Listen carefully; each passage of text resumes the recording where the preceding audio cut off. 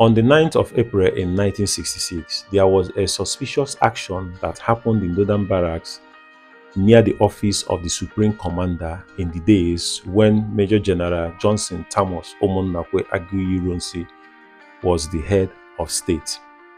Watch this video to the very end so that you can learn, and then share this video so that others are going to learn what you're about to learn now. Philip Effiong, in his book titled Nigeria Biafra, My Story, reported this, and he said that in those days, when he was in the Supreme Headquarters in Lagos, he was the principal staff officer.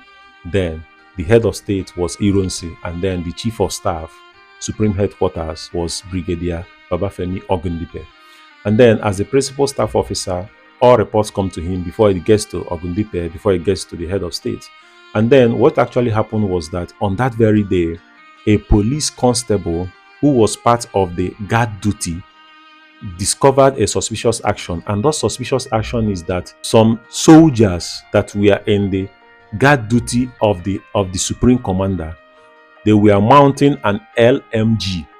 An LMG is a light machine pew-pew. They were mounting it on a fence, okay, on a wall that is pointing directly to the office of the Supreme Commander. Now, it was observed, according to Effiong, he observed that when he made his findings, he observed that with that LMG, the person that is there can open fire and then cut down the Supreme Commander in his office, because the wall and the office of the Supreme Commander was just about 65 meters. So the person don't even need to be a good marksman to use that LMG to get through to his mission. And then when the police constable discovered this, he gave the report to Brigadier Babafemi Ogundipe, who asked Philip Effiong to investigate it.